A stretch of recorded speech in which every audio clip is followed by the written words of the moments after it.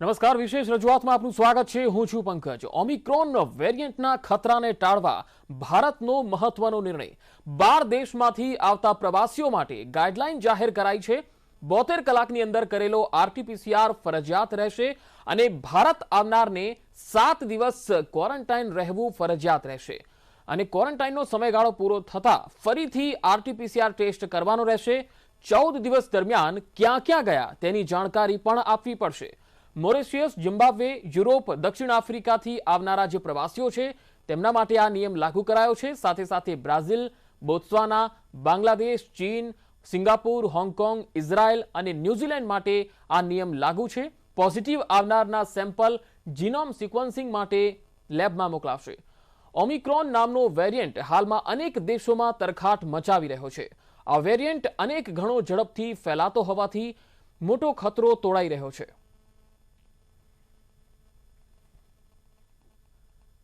કોરોનાના નવા વેરિયન્ટ ઓમિક્રોનથી વિશ્વભરમાં ચિંતાનું મોજું ફરી વળ્યું છે. ગુજરાતમાં પણ આરોગ્ય વિભાગ સતર્ક બન્યું છે.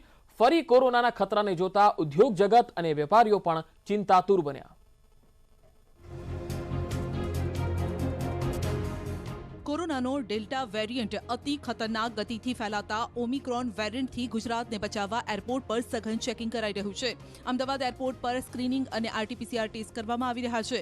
જો કોઈ પોઝિટિવ આવશે તો સેલ્ફ આઇસોલેશનમાં મોકલાશે. વેક્સિનના સર્ટિફિકેટની પણ ચકાસણી કરાઈ રહી છે. વિશ્વ સ્વાસ્થ્ય સંગઠને પણ આ વેરિયન્ટને લઈને ચિંતા વ્યક્ત કરી છે, કારણ કે આ વેરિયન્ટ ઝડપથી પોતાનું સ્વરૂપ બદલી રહ્યો છે. અત્યાર સુધીમાં ઓમિક્રોનના જ 30 સ્વરૂપ સામે આવી ચૂક્યા છે. ऐसा लगता है कि ये और वेरिएंट्स के मुकाबले ज़्यादा तेज़ी से बढ़ता है, लेकिन कितना तेज़ी से बढ़ता है और डेल्टा के मुकाबले कितनी जल्दी ये पूरी पॉपुलेशन में छा जाने की इसकी क्षमता है, वो अगले 2-3 हफ्ते में इस बारे में इंफॉर्मेशन पता चलेगी. वो अभी हमें पूरी तरह नहीं मालूम है, लेकिन सावधान रहने की आवश्यकता है. किसी प्रकार की गफलत या लापरवाही बिल्कुल नहीं बरती जा सकती. दुनिया में ये अगर बीमारी को रोकना है तो हर एक देश की, हर एक व्यक्ति की समान तरीके से हम लोगों को देखभाल करनी होगी. टीकाकरण हो या बाकी चीज़ें भी हैं, और हम तब तक सुरक्षित नहीं हो सकते जब तक कि हर व्यक्ति सुरक्षित नहीं है. આફ્રિકામાં નવું સ્વરૂપ ધારણ કરનાર ઓમિક્રોન અનેક દેશમાં ફેલાઈ રહ્યો છે, જેના કારણે બ્રિટનમાં અન્ય દેશમાંથી આવતા પ્રવાસીઓ માટે આરટીપીસીઆર ટેસ્ટ ફરજિયાત કરાયો છે. ગુજરાતમાંથી રફ હીરાની ખરીદી માટે જતા ઉદ્યોગકારો હવે ખરીદી માટે દક્ષિણ આફ્રિકામાં જવાના બદલે ઓનલાઈન ખરીદી કરશે. નવો વેરિયન્ટ જો વધુ ફેલાશે તો હીરા ઉદ્યોગને $15 મિલિયન વધુના વેપાર પર અસર થશે. વિભુ પટેલ, ન્યૂઝ 18 ગુજરાતી, અમદાવાદ. દક્ષિણ આફ્રિકાથી 9 પ્રવાસીઓ સુરત આવ્યા છે. 24 કલાકમાં વિદેશથી 351 લોકો સુરત પરત આવ્યા. શનિવારે વિદેશથી આવેલા 78 લોકોના આરટીપીસીઆર ટેસ્ટ થયા છે. વિદેશથી આવેલા આ તમામ 78 લોકોના રિપોર્ટ હાલમાં પેન્ડિંગ છે. ટેસ્ટ પોઝિટિવ આવે તો સેમ્પલ જીનોમ સિક્વન્સિંગ માટે મોકલાશે. 7 દિવસ ક્વોરન્ટાઇન બાદ પણ આરટીપીસીઆર ટેસ્ટ અનિવાર્ય રહેશે. જે લોકો એરપોર્ટ ઉપર આવે છે ત્યારે તેઓએ સેલ્ફ ડિક્લેરેશન ફોર્મ અને સાથે નેગેટિવ આરટીપીસીઆર રિપોર્ટ એ હોવા છતાં પણ એ લોકો જ્યારે એરપોર્ટ ઉપર આવે ત્યારે એ લોકોએ પોતાનું આરટીપીસીઆર ટેસ્ટ કરાવવાનું છે અને ત્યારબાદ એ લોકોએ 7 ડેઝ સુધી હોમ ક્વોરન્ટાઇન રહેવાનું છે અને એ 7 ડેઝ પછી પણ ફરીથી આરટીપીસીઆર એમનું કરાવવાનું છે. આપણે ત્યાં સુરતની અંદર જે ઇન્ફોર્મેશન એરલાઇન તરફથી મળે છે એ મુજબ આપણને 100 જેટલા ટ્રાવેલર જે છે, પહેલાં 68 અને ત્યારબાદ 32, એ આપણને આ 12 કન્ટ્રીઝમાંથી આપણને અહીંયા સુરતની અંદર આવ્યા છે. એ તમામ અત્યારે આપણે હોમ આઇસોલેશનમાં રાખ્યા છે અને તમામનો આરટીપીસીઆર ટેસ્ટ થઈ ગયું છે. રિઝલ્ટ પેન્ડિંગ છે.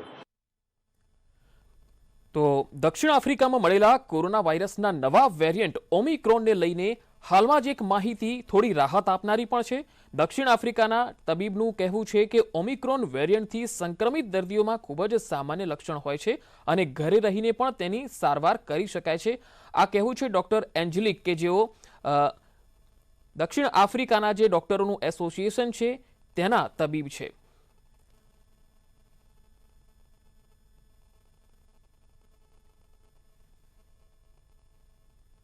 તો અમેરિકાના chief medical officer doctor Anthony ફોસીએ પણ જણાવ્યું છે કે ઓમિક્રોન વેરિયન્ટ કેટલો ઝડપથી સંક્રમણ ફેલાવે છે, કેટલો ગંભીર છે અને તેની અન્ય વિશેષતાઓ કઈ છે.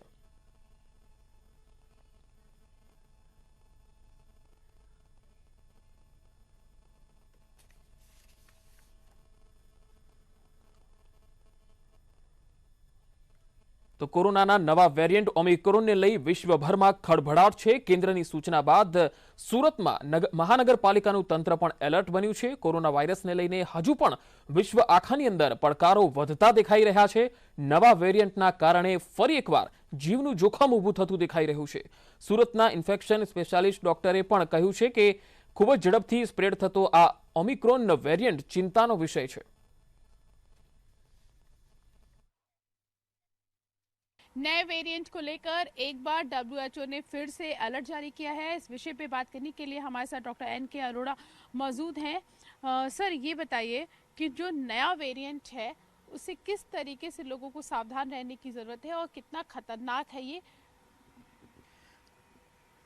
इस समय पिछले 3 दिन से लगातार नए वाले वेरिएंट के बारे में बात हो रही है, जिसको ओमिक्रॉन नाम दिया है डब्ल्यूएचओ ने. और इसकी विशेषता ये है या चिंता की जो बात है कि एक ही वायरस में 60 से 70 म्यूटेशंस हैं. इतने ज़्यादा म्यूटेशंस हैं. और विशेष तौर पे जिस हिस्से वायरस का जो हिस्सा मनुष्य के शरीर से जाके चिपकता है और वहाँ से एंटर करता है उसको स्पाइक प्रोटीन कहते हैं. उस स्पाइक प्रोटीन में भी करीब 30 से ज़्यादा म्यूटेशंस हैं. और यही एक सबसे बड़ी चिंता का कारण है कि ये वायरस पुराने वायरसेस के वेरिएंट्स के मुकाबले कैसा इसका व्यवहार रहेगा, क्या इसमें संक्रामकता बढ़ जाएगी, क्या ये ज़्यादा गंभीर बीमारी करेगा, और क्या ये वायरस जो अभी वैक्सीन्स हैं वो वैक्सीन्स इसके प्रति प्रभावी रहेंगी कि नहीं. ये 3 बहुत बड़ी बातें हैं. तो ये जो वैक्सीन अभी बनी है हमारे देश में और जो वैक्सीनेशन हुए हैं, क्या ये वैक्सीन इस पे कारगर होगी या नई वैक्सीन बनानी पड़ेगी या बूस्टर डोज से काम चल जाएगा. तो यही 3 कारण हैं. और मैं पहले अगर आप वैक्सीन के बारे में जानना चाहते हैं तो अभी ये बहुत जल्दी है कि ये वैक्सीन इस पे काम करेगी नहीं. लेकिन एक जो एक एनकरेजिंग बात है, जो उत्साहित करने वाली बात है कि इस समय दुनिया में 20-25 वैक्सीन्स इस्तेमाल हो रही हैं, जिसमें हमारी 2 वैक्सीन्स भी हैं. और ये सारी वैक्सीन्स गंभीर बीमारी पे अस्पताल में दाखिल होने के लिए और मृत्यु के प्रति जो प्रतिरक्षा प्रदान करती हैं वो लगभग सभी वैक्सीन्स का बराबर है. 90 से 95% के लगभग ये प्रतिरोधक क्षमता प्रदान करते हैं या प्रभावी हैं. तो हमें ये कोई कारण नहीं लग रहा इस समय कि ये वैक्सीन इस वेरिएंट के प्रति भी प्रभावी होना चाहिए. और इसीलिए ये बार बार कहा जा रहा है कि इस समय लगभग 12 से 15 करोड़ लोग हैं जिन्होंने एक भी टीका नहीं लगाया है वयस्क. वो सब अपना जाके टीका लगवाएं. जिन्होंने एक डोज ली है वो दूसरी डोज जाके लगा लें. तो कुल मिलाकर के जो हमारे पास इस समय हथियार है, जो सबसे प्रभावी हथियार है वो टीका है. और वो टीके का पूरा इस्तेमाल करने की ज़रूरत है. ऐसा लगता है कि ये और वेरिएंट्स के मुकाबले ज़्यादा तेज़ी से बढ़ता है. लेकिन कितना तेज़ी से बढ़ता है और डेल्टा के मुकाबले कितनी जल्दी ये पूरी पॉपुलेशन में छा जाने की इसकी क्षमता है, वो अगले 2-3 हफ्ते में इस बारे में इंफॉर्मेशन पता चलेगी. वो अभी हमें पूरी तरह नहीं मालूम है. लेकिन सावधान रहने की आवश्यकता है. किसी प्रकार की गफलत या लापरवाही बिल्कुल नहीं बरती जा सकती. और इसीलिए हमारे देश में इस पिछले 48 और 72 घंटे में ही बहुत अधिक काफ़ी सारी तैयारियां की गई हैं कि अगर ये वायरस हमारे देश में घुसता है तो उसका तुरंत उसको पकड़ा जा सके. बच्चों को लेकर क्या एहतियात बरतने की ज़रूरत है? क्या ये वेरिएंट क्या बच्चों पे ज़्यादा असर कर सकता है? अभी तक कुल मिलाकर के 100 केसेस के बारे में मालूम है पूरी दुनिया में. और ये हैं तो युवा लोगों में हैं, लेकिन बच्चों के बारे में ज़्यादा मालूम नहीं है. क्योंकि बच्चों में ज़्यादातर अभी तक जितना भी पूरे दुनिया में अभी तक का जो अनुभव है कि बच्चों में ज़्यादातर जो संक्रमण होता है वो उसमें कोई लक्षण नहीं होते या बहुत हल्के ज़ुकाम की तरह लगते हैं, गंभीर बीमारी नहीं होती है. तो हमें नहीं लगता कि कोई विशेष कारण होगा, लेकिन हमें इंतज़ार करना होगा आगे आने वाले 4-6 हफ्तों में पूरी दुनिया में ये अगर बीमारी को रोकना है तो हर एक देश की, हर एक व्यक्ति की समान तरीके से हम लोगों को देखभाल करनी होगी, टीकाकरण हो या बाकी चीज़ें भी हैं। और हम तब तक सुरक्षित नहीं हो सकते जब तक कि हर व्यक्ति सुरक्षित नहीं है। शुक्रिया न्यूज़ 18 से बात करने के लिए। कैमरा पर्सन कार्तिक के साथ प्रीति श्रीवास्तव, न्यूज़ 18 दिल्ही। તો ઓમિક્રોન વેરિયન્ટ જે છે એ દુનિયાના અનેક દેશોમાં તેના જે કેસો જોવા મળ્યા છે, આ વેરિયન્ટ દેખાયો છે, તેને લઈને ભારત માટે પણ હવે એ ચિંતાનો વિષય બની ગયો છે. કેટલો ચિંતાજનક છે ભારત માટે, કારણ કે ભારતમાં તો પૂરજોશમાં રસીકરણ અભિયાન પણ ચાલી રહ્યું છે. ત્યારે ભારતમાં જો આ વેરિયન્ટ દેખાય તો કેટલો ચિંતાનો વિષય બની શકે છે. આપણી સાથે ચર્ચા માટે જોડાયા છે ડોક્ટર જીટી મકવાણા સાહેબ, deputy health officer, Ahmedabad municipal corporation. Makwana સાહેબ, આપનું સ્વાગત છે. સૌથી પહેલો સવાલ તો એ છે કે આ જે ઓમિક્રોન વાયરસ જે વેરિયન્ટ એનો જોવા મળ્યો છે, એનું અસ્તિત્વ હોવા માટેનું કારણ આપને શું લાગે છે?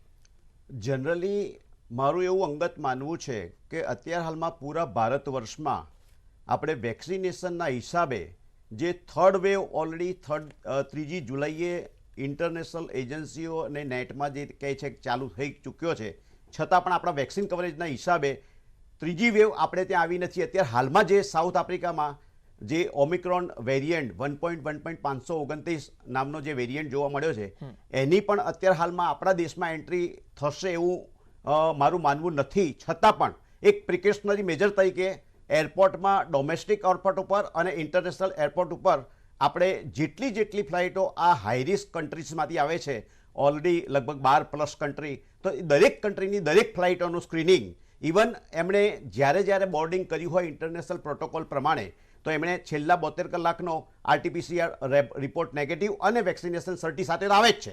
છતાં એમનો એક પ્રિકોશનરી મેજર તરીકે એમનું ટેસ્ટિંગ અહીંયા RT-PCR ટેસ્ટ કરી એનું જીનોમ સિક્વન્સિંગ માટે એનું સેમ્પલ લઈ અને આપણી લેબોરેટરીમાં મોકલી અને એક પણ કેસ આપણે ત્યાં ઇન્ટ્રોડ્યુસ ન થાય એની તમામ કાળજી લેવામાં આવી રહી છે. સર, મારી પાસે એક સાઉથ આફ્રિકન મેડિકલ એસોસિએશનના ચીફ એન્જેલિકનું નિવેદન છે. તેમણે કહ્યું છે કે પાછલા 10 દિવસમાં સાઉથ આફ્રિકામાં જે આ વેરિયન્ટને લગતા કેસો આવ્યા છે, એમાં જે લક્ષણો હતા એ ડેલ્ટા વેરિયન્ટથી ઘણા ડિફરન્ટ હતા. જેમ કે ગળામાં થોડો ખરાશ આવવું અથવા તો મસલ્સમાં દુખાવો થવો, સૂકી ખાંસી થવી. તો આ વેરિયન્ટ સાઉથ આફ્રિકાની અંદર વેક્સિનેશન થોડું ધીમું હોવાના કારણે જે વાયરસ છે તેના મ્યુટેશનને થોડો સમય મળ્યો એવું એમનું માનવું છે. તમે કેવી રીતે જોઈ રહ્યા છો? કારણ કે ભારતમાં તો વેક્સિનેશન પૂરજોશમાં ચાલી રહ્યું છે અને 100 કરોડને પાર પહોંચી ગયું છે.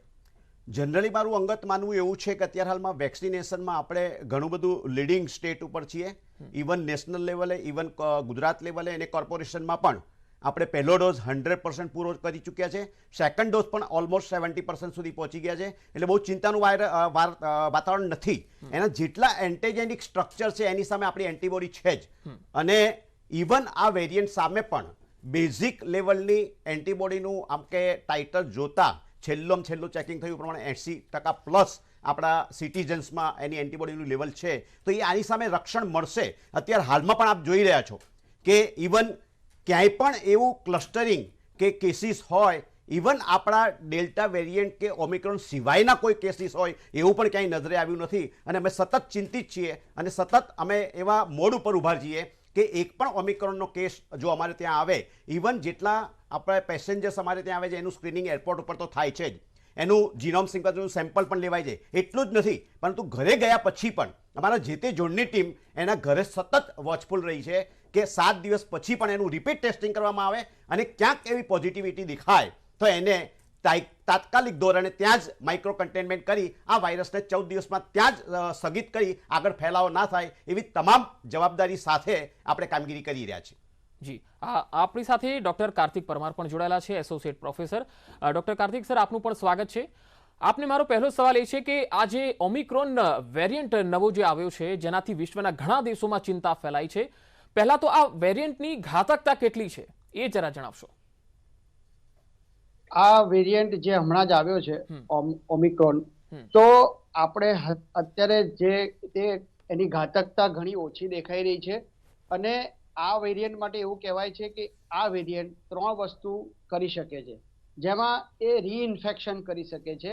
કારણ કે એને પાસે ઇમ્યુન એસ્કેપ એટલે જે આપણી રોગપ્રતિકારક શક્તિ છે માનવની આ વાયરસની અગેન્સ્ટમાં, તો તે વાયરસ એને એ ઇમ્યુન સિસ્ટમને એસ્કેપ કરીને એટલે એમાંથી છટકીને એ આપણને રીઇન્ફેક્શન કરી શકે છે. પરંતુ આપણે સરકારશ્રી દ્વારા એટલું સરસ વેક્સિનેશન છે અને વેક્સિનના ડોઝ બધાએ, હું એવી સલાહ આપીશ, હમણાં હું વાત કરીશ કે વેક્સિનેશનને કારણે આ જે ઇમ્યુન એસ્કેપ કરીને વાયરસ રીઇન્ફેક્શન કરે તેમ છતાં પણ તે ખૂબ જ ઓછો સિવિયર ડિસીઝ અથવા તો ઓછો ઘાતક નીવડે એમ છે. બીજી વસ્તુ કે આની ટ્રાન્સમિસિબિલિટી, જે સંશોધકો છે, જે એક્સપર્ટ્સ છે, એવું કહે છે કે આના ઓછી સંખ્યામાં વાયરસ આપણા શરીરમાં પ્રવેશે તેમ છતાં નથી ઇન્ફેક્શન થઈ શકે છે. પણ ડિસીઝની સિવેરિટી હજુ વધુ અભ્યાસ પછી આપણે ક્લિયર કહી શકીશું. પરંતુ ડોક્ટર કાર્તિક સર, મારે એ પણ જાણવું છે કે ઇઝરાયલ જેવો દેશ, બેલ્જિયમ જેવા દેશ કે જેણે વેક્સિનેશન પૂરજોશમાં શરૂ કર્યું હતું, એવા દેશોમાં પણ તેના કેસ જોવા મળ્યા છે, તો તેનું શું કારણ? મેં જેમ આપને જણાવ્યું તેમ આ વાયરસ વેક્સિન લીધેલા હોય તેમની પણ ઇમ્યુન સિસ્ટમમાંથી છટકીને એમને રીઇન્ફેક્શન કરી શકે છે, એટલે ફરીવાર ઇન્ફેક્શન કરી શકે છે. પરંતુ હાલના તબક્કા સુધી અથવા તો અત્યાર સુધીના જે એક્સપર્ટ અને સાયન્સની ટીમ જે મોનિટર કરે છે વૈશ્વિક સ્તરે, તેમના જણાવ્યા મુજબ આની ઘાતકતા ખૂબ જ ઓછી છે. જેણે વેક્સિન લીધી છે, હા, એમને ઇન્ફેક્શન થઈ શકે છે, પણ જે ઇન્ફેક્શનનું જે ગંભીર સ્વરૂપ ધારણ કરી શકે તે આ વાયરસથી નહીં થઈ શકે. બિલકુલ. મકવાણા સાહેબ, હવે આપની પાસે આવીશ. આપણા અમદાવાદ મ્યુનિસિપલ કોર્પોરેશન આવા વેરિયન્ટથી અગમચેતીના ભાગરૂપે કેટલું તૈયાર છે? કઈ કઈ જગ્યાએ શું ચેકિંગ થઈ રહ્યું છે અને નાગરિકોને શું મેસેજ આપવામાં આવી રહ્યા છે? મેં અગાઉ તમને ક્લિયર કટ જણાવ્યું કે મ્યુનિસિપલ કોર્પોરેશનના 7 ઝોનમાં અને સાથે એરપોર્ટ ઉપર જે ટર્મિનલ 2 ઇન્ટરનેશનલ એરપોર્ટ છે ત્યાં પણ 24 કલાક જેટલી ફ્લાઇટો હાઈ રિસ્ક કન્ટ્રીઝમાંથી આવે છે, જેનો ઓલરેડી સરકારનો જીઆર થયેલો છે, એ તમામ કન્ટ્રીની ફ્લાઇટનું સંપૂર્ણ ચેકિંગ, એમનું RT-PCR ટેસ્ટ, ઇવન ધો એમની પાસે છેલ્લા 72 કલાકનો ટેસ્ટ હોય અને વેક્સિનેશન સર્ટિફિકેટ હોય, એવા તમામ લોકોનો રિપીટ RT-PCR ટેસ્ટ કરી અને જીનોમ સિક્વન્સિંગ માટે એનું સેમ્પલ લઈ અને મોકલવામાં આવે છે. અને સાથે જે નેગેટિવ આવે છે એ લોકોને 7 દિવસ માટે હોમ ક્વોરન્ટાઇન તો કરીએ જ છે. 7 દિવસ પછી અમારી ઝોનની ટીમ એને રિપીટ ટેસ્ટ કરશે અને એમાં જો નેગેટિવ આવશે તો બીજા 7 દિવસ માટે પણ ક્વોરન્ટાઇન રાખી 14 દિવસ બાદ એમને પબ્લિકમાં જવા દેવા માટે છૂટછાટ આપવામાં આવે છે. આવું કમ્પ્લીટ તૈયારી સાથે. અને ક્યાંક એવું જણાઈ આવે કે સિંગલ કેસ પણ પોઝિટિવ આવ્યો છે તો માઇક્રો કન્ટેનમેન્ટ કરીને એ વાયરસને ત્યાં જ 14 દિવસ માટે સ્થગિત કરીને એ વાયરસનો ફેલાવો, ટ્રાન્સમિશન બીજે ક્યાંય ન થાય એટલી પૂરી તકેદારી સાથે કોર્પોરેશન ખડે પગે તૈયાર છે. તો મકવાણા સાહેબ, આ વાયરસથી બચવા માટે ફરીથી આપણે એ જ કોવિડ બિહેવિયરનું પાલન કરવું પડશે? યસ. અત્યારે હાલમાં ક્લિયર કટ મેન્ડેટ આપણે અગાઉ પણ આપી ચૂક્યા છે, જેમાં કોર્પોરેશનનો પેરામેડિકલ સ્ટાફ, અમારા સેન્ટ્રી સ્ટાફ અને ઇવન પોલીસ ડિપાર્ટમેન્ટ સતત ચિંતિત છે કે પ્રોટોકોલ્સ જે કોવિડના છે કે 100% કોવિડ વેક્સિનેશન ફર્સ્ટ ડોઝ અને સેકન્ડ ડોઝ પૂર્ણ થાય અને કોવિડ સંપૂર્ણ વિદાય ના થાય ત્યાં સુધી માસ્ક તો પહેરવો ફરજિયાત છે, ફિઝિકલ ડિસ્ટન્સિંગ રાખવું ફરજિયાત છે અને સેનિટાઇઝેશનનું કાળજી રાખી અને 24 કલાક આપણા હાથ અને હાથના ફોમાઇટ્સ કે જ્યાંથી વાયરસના ટ્રાન્સમિશનની પૂરી શક્યતાઓ રહેલી છે એ તમામ જગ્યાઓને સેનિટાઇઝ કરવામાં આવે, જેથી કરીને ક્યાંય પણ લેક્સિટી વગર આપણે આ કોવિડ વાયરસને સંપૂર્ણ કંટ્રોલ કરી શકીએ. કોઈ પણ વેરિયન્ટ વાયરસ આવે, ઓમિક્રોન કે એ સિવાયનો પણ કોઈ પણ વાયરસ આવે તો પણ એનું ટ્રાન્સમિશન બ્રેક કરી શકીએ એવી સંપૂર્ણ તૈયારી છે આપણી. બિલકુલ. ડોક્ટર કાર્તિક શક, હવે આપની પાસે આવીશ. એક મહત્વનો સવાલ છે, કારણ કે વિશ્વ આરોગ્ય સંસ્થા છે, એમની કોવિડ ટીમના પ્રમુખ છે મારિયા વાન ખરકો. તેમણે નિવેદન આપ્યું કે જ્યારે આ વેરિયન્ટ દક્ષિણ આફ્રિકામાં જોવા મળ્યો, એટલે કે પહેલો કેસ જ્યારે ત્યાં આવ્યો ત્યારે એ સમયે 100થી પણ ઓછા જીનોમ સિક્વન્સ ઉપલબ્ધ હતા. એટલે કે આ વેરિયન્ટમાં મ્યુટેશન અનેક છે. તો આનાથી બચવાના ચાન્સીસ કેટલા? કદાચ ગુજરાતમાં કે ભારતમાં કોઈ કેસ આવી જાય છે તો આપણે એને અટકાવી શકીશું ખરા? જેમ આપણે સાહેબે વાત કરી કે આપણે ચેઇન, જે ટ્રાન્સમિશનની ચેઇન છે એમાં બ્રેક કરવા માટે હજુ પણ સરકારશ્રી દ્વારા, આરોગ્ય વિભાગ દ્વારા જે સૂચનો આપવામાં આવ્યા છે એ ખૂબ જ મહત્વના છે. ગમે તેટલા મ્યુટેશન્સ થાય પણ એ મ્યુટેશન્સથી સંક્રમણ ન થાય એની જો તકેદારી રાખવામાં આવે, જેમ કે માસ્ક પહેરવાનો, અને માસ્ક પણ કેવું કે બરાબર પહેરવાનો, મોં અને નાક ઢંકાય એમ. આજે આપ જુઓ તો ઘણા બધા લોકો માસ્ક આમ નીચે રાખીને પહેરતા હોય છે, તે જરા પણ સલાહભર્યું નથી. સાહેબે કીધું એમ હાથ ધોવા અને ફિઝિકલ ડિસ્ટન્સ રાખવું. અને એમાં ઉમેરો કરીશ કે ભીડભાડવાળી જગ્યા હોય તો પોતાની જાતે એક નાગરિક ધર્મ સમજીને એ ભીડભાડવાળી જગ્યાએ ન જવું, ભીડભાડ અવોઇડ કરવું, કારણ કે જે આ વાયરસની ટ્રાન્સમિશન થવાની જે શક્તિ છે અને એના કારણે જે ટ્રાન્સમિશનથી મ્યુટેશન્સ થાય છે, તો એ મ્યુટેશન્સની ચેઇન બ્રેક કરવાની વાત છે. વેક્સિનેશન સરકારશ્રી દ્વારા ખૂબ જ ઝડપથી અને ખૂબ જ સફળ રીતે કરવામાં આવ્યું છે. એક મોટામાં મોટો જે આપણને કહેવાય કે એ હથિયાર છે ટ્રાન્સમિશનની ચેઇન બ્રેક કરવા માટે, પણ એની જોડે જોડે જે બીજા હથિયારો છે તે પણ, કે ઘરમાં પણ હવા ઉજાસ બરાબર રહે અને હેન્ડ સેનિટાઇઝેશન, માસ્ક બરાબર પહેરવો, ફિઝિકલ ડિસ્ટન્સ રાખવું, આ એટલું જ અતિ મહત્વનું છે. નહીં કે ખાલી એટલું ફક્ત વિચારો કે મ્યુટેશન્સ થયા, ટ્રાન્સમિશન્સ થયા, આના બાદ પેનિકને આપણે જરાય પેનિક, આ બધાને લઈને પેનિક થવાની જરૂર નથી, પણ આપણે આપણી પોતાની રીતે તકેદારી રાખશું તો ગમે તેટલા મ્યુટેશન્સ હશે પણ એની અગેન્સ્ટમાં આપણે જીતી શકીશું. બિલકુલ, કારણ કે આ વાયરસ, આ વેરિયન્ટ એવો છે કે કોઈ પણ વ્યક્તિની અંદર હોય તો જરૂરી નથી કે એને કોઈ લક્ષણો મહેસૂસ થાય. અસિમ્પ્ટોમેટિક વ્યક્તિને પણ આ વાયરસ સંક્રમણ લઈ શકે છે, સંક્રમણમાં લઈ શકે છે અને તે અનેક વ્યક્તિઓને ફેલાવી શકે છે. મકવાણા સાહેબ, જરા આપની પાસેથી મારે એ જાણવું છે કે કોઈ પણ વ્યક્તિને અગર RT-PCR ટેસ્ટમાં આ વેરિયન્ટની જાણકારી મળે છે અથવા ડિટેક્ટ થાય છે તો એના પછી જીનોમ સિક્વન્સ માટે કેવા ટેસ્ટ થશે, શું કરવામાં આવશે, આગળની પ્રક્રિયા કેવા પ્રકારની રહેશે? કારણ કે સુરતની અંદર ઘણા બધા એવા બહારથી આવેલા, ખાસ તો દક્ષિણ આફ્રિકાથી આવેલા એવા પ્રવાસીઓ છે જેઓના ટેસ્ટ RT-PCR પેન્ડિંગ છે. જનરલી અત્યારે એરપોર્ટ ઉપર અને અમારા ઝોનના તમામ જે ટીમો કામ કરી રહી છે, કે જે પેરામેડિકલ સ્ટાફની ટીમો છે, એ સેમ્પલ લઈને જીનોમ સિક્વન્સિંગ માટે અમારી જે લેબોરેટરી છે અપ્રૂવ, એ લેબોરેટરીમાં મોકલી આપવામાં આવે છે. એમના સતત સંપર્કમાં હોઈએ છીએ અને કંઈ પણ એમનું ડિક્લેરેશન આવે એ મેઇલ પર આવે કે ઇવન અમારા એમાં મોબાઈલ પર આવે કે ઇવન હાર્ડ કોપીમાં આવે તો તાત્કાલિક ધોરણે અમે એમાં કોમ્યુનિકેશનમાં કોઈ પણ ગેપ રાખ્યા સિવાય એ જે વાયરસનું સર્ક્યુલેશન છે એ વાયરસનું સર્ક્યુલેશન બ્રેક કરીને, માઇક્રો કન્ટેનમેન્ટ કરીને, અમારા સતત ઇવન પોલીસ ડિપાર્ટમેન્ટને જાણ કરીને ત્યાંથી કોઈ પણ બહાર ના નીકળે, ઇવન જે પેશન્ટ છે પોતે વત્તા એમના નિયર કોન્ટેક્ટ અને હાઈ રિસ્ક કોન્ટેક્ટ, આ બધાનું ટેસ્ટિંગ કરીને 3T અમે ટ્રેસ કરીએ, ટેસ્ટ કરીએ અને એને ટ્રીટમેન્ટ આપીએ અને માઇક્રો કન્ટેનમેન્ટ કરીને જો સિમ્પ્ટોમેટિક હોય અને કદાચ એડમિશનની જરૂરિયાત હોય તો એડમિશન કરીને પણ વાયરસનું ટ્રાન્સમિશન સંપૂર્ણપણે ચેનલ બ્રેક કરીને 14 દિવસમાં માટે એને આઇસોલેટ કરીને વાયરસ આગળ બીજાને ફેલાવો ના કરી શકે એવું અમારું સતત પ્રયત્ન 24 કલાક ચાલુ છે. એટલે સર, ઓમિક્રોન વાયરસ જે નવો વેરિયન્ટ જે છે એ પહેલાં કરતાં વધારે ચેલેન્જ હશે આપણા માટે, એવું લાગે છે? આ લડાઈ જે છે એ પહેલાં જે અત્યારે 1.5-2 વર્ષથી આપણે જોઈ, શું એવી જ લડાઈ છે? કારણ કે રસીકરણ પણ થઈ ગયું છે તો આપ થોડું હળવાશથી પણ લઈ શકો છો, નિયંત્રણ હેઠળ છે પરિસ્થિતિ, કે પછી નવેસરથી આ એક બીજી લડાઈ હશે? જનરલી મારું એવું માનવું છે કે આ વાયરસની અને કોવિડ વાયરસની અને માણસની સતત ફાઇટ ગ્લોબલી 200+ કન્ટ્રીમાં ચાલી રહી છે. વાયરસ બચવાનો પ્રયત્ન કરી રહ્યો છે, માણસ એની સામે કાઉન્ટર કરવાનો પ્રયત્ન કરી રહ્યો છે. એમાં ક્યાંક મ્યુટેશન કુદરતી પ્રોસેસ છે, થશે, પણ 2 વર્ષ પછી જ્યારે આજે આપણો તમામ પબ્લિક, નાનાથી માંડીને મોટા તમામ લોકોને આ વાયરસનું એક્સપોઝર થઈ ચૂક્યું છે, વેક્સિનના હિસાબે પણ એન્ટીબોડીનું લેવલ સારું એવું બની ચૂક્યું છે, એ થોડો મ્યુટેટ થશે છતાં પણ અમારો કોન્ફિડન્સ છે કે એન્ટીબોડીનું લેવલ જે હયાત છે વેક્સિનેશનના હિસાબે અને કુદરતી ઇન્ફેક્શનના હિસાબે એ આ વાયરસને 100% કાઉન્ટર કરી શકશે. છતાં પણ દરેક પબ્લિકને મારી રિક્વેસ્ટ એટલી જ છે, એક જ મેસેજ છે કે ઓવર કોન્ફિડન્સમાં રહેવાની જરૂર નથી. આપણે સારા એવા મોડ પર કામગીરી કરી ચૂક્યા છે, કોવિડ પેન્ડેમિકને વિદાય આપવાની તૈયારીમાં છીએ, છતાં પણ આ છેલ્લો કહેવાય કે સાપ ફૂફાડો મારે મળતા એમ આ મ્યુટેટ વાયરસ પ્રયત્ન કરશે. એને પણ આપણે કોવિડ પ્રોટોકોલ પાડીને 100% વેક્સિનેશન કરીને આપણે 100% એને વિદાય આપીશું. બિલકુલ.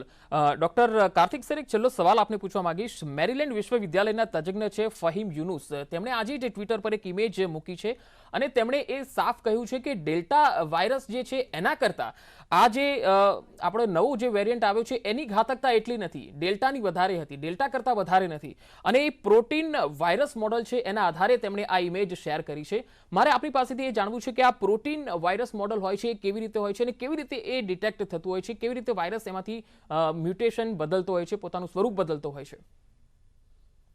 જો જે આ વાયરસ છે એમાં જે સિક્વન્સ હોય છે એની જીનોમિક સિક્વન્સ કહેવાય, જેમ મકવાણા સાહેબે કીધું, અને આપણો જે આ RT-PCR જે છે એ પણ એક આપણે લેબમાં બનાવેલી સિક્વન્સ હોય છે અને એ સિક્વન્સ અને વાયરસની સિક્વન્સ એકબીજા જોડે મેચ થાય અને આપણે વાયરસને ડિટેક્ટ કરી શકીએ છીએ શરીરમાં. તો આ એક વસ્તુ છે. અને જે વાયરસની જીનોમિક સિક્વન્સ કહેવાય છે, એમાં જે ન્યુક્લિક એસિડ હોય, જે બિલ્ડિંગ બ્લોક્સ હોય વાયરસના જે જીનોમ બનાવવા માટેના, તો એ જ્યારે પણ વાયરસ બીજામાં ટ્રાન્સમિટ થાય છે ત્યારે ઇન્ફેક્શન લગાડે છે માનવ જાતમાં, ત્યારે એનું રેપ્લિકેશન થાય છે. એટલે 1 ના 2, 2 ના 4 એ રીતે થાય છે. અને એ વખતે એના પોતાના જે જીનોમ સિક્વન્સ છે, એના જે ઘટકો છે જેનેટિક, એમાંથી 1 ના 2 કરતા હોય ત્યારે થોડી ઘણી એરર આવે છે. તો જે જીનોમિક સિક્વન્સ નવા બને છે વાયરસ જ્યારે રેપ્લિકેટ થાય ત્યારે, તો તેમાં જે એરર્સ આવે છે એને મ્યુટેશન્સ કહેવાય છે. તો દરેક મ્યુટેશન્સ ઘાતક નથી હોતા, અને આ વાયરસ ખૂબ જ સ્લો રીતે મ્યુટેશનમાં જાય છે. આ સ્લો વાયરસ છે, એટલે આપણી પાસે એક આ વાયરસ સામે લડવા માટે એક બહુ મોટો પોઝિટિવ પોઈન્ટ છે કે એને સ્લો મ્યુટેશન થતું હોય ત્યારે આપણે વધુ ઝડપથી એની સામે કાર્યરત થઈ શકીએ છીએ. તો દરેક મ્યુટેશન્સ ઘાતક નથી હોતા, પહેલી વસ્તુ. અને જે મ્યુટેશન્સ થયા છે અત્યારે ડેલ્ટા પછી, જે અત્યારે ઓમિક્રોન જે મ્યુટેશન્સ છે, એસ જીનમાં જે મ્યુટેશન છે, તે એટલું ઘાતક નથી. ફક્ત ને ફક્ત આ જે મ્યુટેશનના કારણે વાયરસની રીઇન્ફેક્શન કરવાની, અને એ પણ ધારો કે અનફેમિલિયર સ્મોલ જે ક્લિનિકલી નોન સિગ્નિફિકન્ટ સિવિયર કહેવાય એવા સિમ્ટમ્સ આપે છે, અને એની ટ્રાન્સમિસિબિલિટી ઓછા વધતા પ્રમાણમાં થોડી વધુ છે, અને ડિસીઝ સિવિયરિટી અત્યાર સુધીમાં ખૂબ જ નહિવત છે. અને હજુ ફર્ધર એક્સપર્ટ કમિટીઝ આ ડિસીઝને મોનિટર કરી જ રહી છે. વિશ્વ લેવલે આપણા દેશમાં પણ જેમ મકવાણા સાહેબે કીધું એમ જીનોમિક સિક્વન્સ અને કન્ટેનમેન્ટ અને આ ચેઇન બ્રેક કરવાનું, અને હવે વધુ અભ્યાસના અર્થે આપણે કહી શકશું કે આની ડિસીઝ સિવિયરિટી ખરેખર ઓછી છે કે કેમ. બિલકુલ. એક છેલ્લો સવાલ ટૂંકમાં મકવાણા સાહેબ કહેજો. અત્યારે કોરોનામાં બધા જ અત્યારે માર્કેટ પણ ખુલ્લું છે, શાળાઓ પણ ખુલી ગઈ છે, 1 થી 5ના પણ વર્ગો શરૂ થઈ ગયા છે ઓફલાઈન. ત્યારે નાગરિકોને સાવચેતી માટે આપ શું અપીલ કરવા માંગશો 2 લાઈનમાં? એક સિંગલ લીટીનો મેસેજ એક જ છે કે કોવિડ પેન્ડેમિક કંટ્રોલમાં આપણે ઘણા સારા મોડ ઉપર ઊભા છીએ, ચિંતાનો વિષય નથી. છતાં પણ આપણી જાતને આપણે એલર્ટ મોડ પર રાખવાની છે કે માસ્ક પહેરવાનો છે, એકદમ વ્યવસ્થિત, નાક અને મોં ઢંકાય એ રીતે પહેરવાનો છે, ચશ્મા પણ પહેરવાના છે, સાથે સાથે ફિઝિકલ ડિસ્ટન્સિંગ તમારે મિનિમમ 3 થી 5 ફૂટનું રાખવાનું છે. પબ્લિક ગેધરિંગ વાળી જગ્યાએ જવાનું નથી, અને કલાકે સેનિટાઇઝેશન, ખાસ કરીને તમારા હાથ અને હાથ જ્યાં જ્યાં અડે છે એવી તમામ જગ્યાઓએ સેનિટાઇઝ કરી અને વાયરસને ટ્રાન્સમિટ થવાનો મોકો બિલકુલ આપવાનો નથી. આ સિંગલ મેસેજ પાડી અને 100% વેક્સિનેશન, ખાસ કરીને મારી રિક્વેસ્ટ એ પણ છે કે જે લોકો પહેલો ડોઝ છૂટી ગયો છે, બીજો ડોઝ છૂટી ગયો છે, એ લોકો પોતાની જવાબદારીના ભાગરૂપે આ પેન્ડેમિકને વિદાય આપવા માટે નજીકના કોઈ પણ સરકારી સ્ટેટસ પર જઈ, દવાખાને જઈ અને વેક્સિન લઈ અને પોતાની જાતને સિક્યોર કરે. જી, સમયના અભાવે આપણે આ ચર્ચાને અહીં અટકાવી છે. ડોક્ટર મકવાણા સાહેબ અને ડોક્ટર કાર્તિક સર, આપ અમારી સાથે જોડાયા અને માહિતી આપી તે બદલ આપનો ખૂબ ખૂબ આભાર. તો વિશેષ રજૂઆતમાં અત્યારે આટલું જ. નમસ્કાર.